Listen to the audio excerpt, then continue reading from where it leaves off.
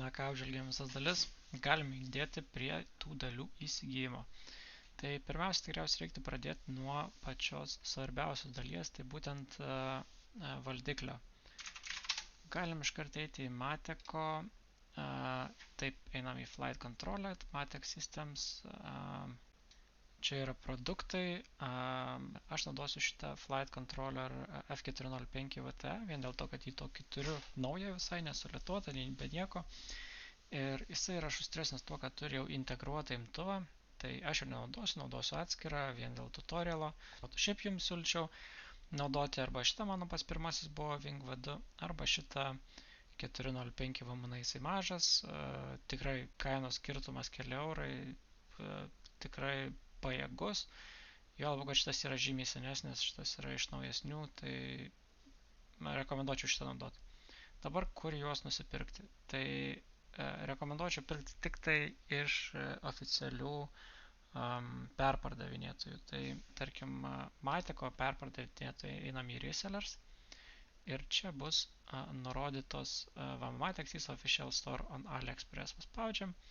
Ir, čia vien dėl formato nelabai matosi, bet iš esmės papuolam į Mateco svetainę, oficialią šitą AliExpress, ir čia matom kainas. Kokia rizika, jeigu perkant iš kitur, nes iš kitur būna, kad pigiau dažnai, bet pavyzdžiui, šitą buvau nusipirkęs H743 už 90 eurų visas kontroleris plus GPS, o jis buvo padėlka fejkas. Jis veikia, viskas tvarkoja su juo buvo, bet kitą kartą gali ir neveikti. Nuėjus į pačią parduotuvę, jau čia susigaudys, tikrai paskrolinsit, rasit valdiklius įvairius, va čia tas VMN 57 eurai, čia yra mano VT 69 eurai, ir čia yra po to V3, V2, va tas 50 eurų, tai apie 50-60, apie 7 eurų kainuoja. Visas kitas dalis iš esmės galima nusipirkti AliExpress'e. Galim pažiūrėti, kaip įdomu, žinai, sexy woman, nice. Patį drono fuselėžą, kur galima nusipirkti. Čia tokios išmeta didesnius dronus, 2-3 metrų. Nekartą buvo už skemerį, juos pardavinėjo papigiai, bet tai atkreipkite labai dėmesį perkant. Aš kiekvienos dalies nerodysiu, aš tik daugmas parodysiu, kaip nusipirkti, tarkim, perkant, vis tai atkreipkite nuorodą, tai yra įvertinimą ir kiek parduota. 4 yra tikrai nedaug, aišku, čia yra geri įvertinimai, greičiausiai pakankamai, neskemas, o pavyzdžiui 21 sold ir geri įvertinimai, čia gan patikimas pardavėjas. Grįžtant prie mūsų drono, tai galima tokį, jis vadinasi Kopach Ghost B2. Kaip matom, čia įvertinimai yra geri, 10 parduota, 10 jau pakankamai nemažai, nėra daug, bet nemažai. Ir čia matom patį droną, lygiai tos kaip rodžiau video.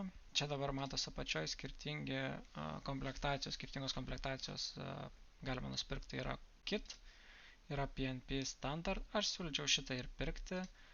Arba netgi siūlyčiau Premium Edition pirkti. Tai reiškia, yra iš esmės viskas. Yra ir pas dronas, varikliukai, extension kordai, nes jų reikės, yra servo, yra propelleriai. Ir jums nereikės nieko derinti. O čia greičio kontroleris, jums viskas jau suderinta, ta prasme, servai, greičio kontroleris veiks su varikliuku. Reikia nusipirkti tinkamą bateriją. Dabar kaip įsirinkti tą bateriją? Tai pasižiūrim, paguglinam šitą, nes AliExpress'e greitai nėra daug, KPQ 40A Electric Control. Ir radau tokius pardavinėjimus KPQ, irgi Electric Motor Speed Controller. Ir čia ant jų yra toks pat kontroleris ir parašyta 2-3S lipo. Reiškia, tokio ir motorui bus 2-3S lipo, tai galim imti 3 selių, užteks galios visko. 3 selių elementą siūlyčiau iki 2000 Ah, apie 2000, 2200, 1800, 1500, kaip jums patogiau, kokią norėsit. Tai ir tai per daug neskant galvos, viskas čia su extension kordais, su pačius servo mechanizmais, viską vienu žodžiu nusipirkam. Taip pat dėl LRS receiver. Galim bet kokį LRS 2,4 GHz LRS receiverį pasiimti, va yra čia visokių, svarbu, kad būtų LRS. Dažniausiai aš perku toks už, man atrodo, čia lygiai toks, kur rodžiau savo video. Stengiuosi pirkti apie 10 eurų toks kainuojančius, ne pačius pigiausius.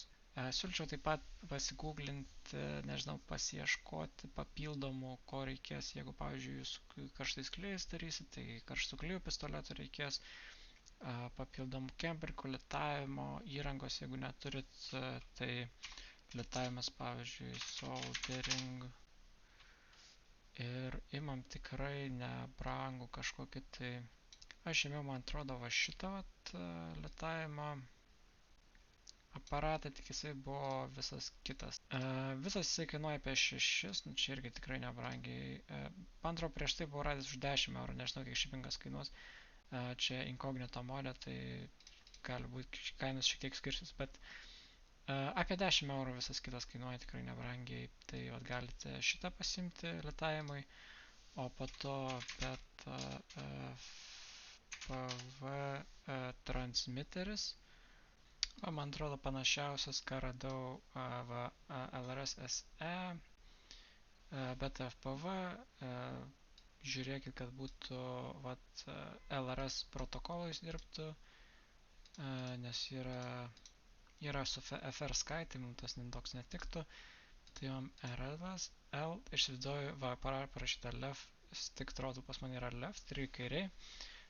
Gazo tą svirtelę, tai pasirenkiam kaip jums patogiau. GPS vadinasi Beitan, čia kinietiškas. Perkam BN880 modulį.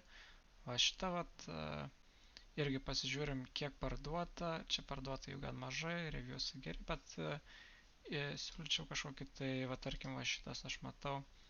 Yra parduota 60 reviewsų, parduota 400 PM ir įsirenkam modelį. Tarkim, šitas yra B880, apie 10-11 eurų, čia dolerių, bet iš esmės tokia panaši kaina. Ir kiekvieną dalį, tokios, kokios man reikia, kur aš apžvelgiau, maždaug taip ir renkamės. Stengiamės nepapulti ant tų padirbinių, žiūrim įvertinimus ir žiūrim, kiek parduota. Tai tiek toks nedidelis gidas dėl dalių įsigijimo ir toliau galim jau pradėti iš tikrųjų prie pačio konstravimo judėti.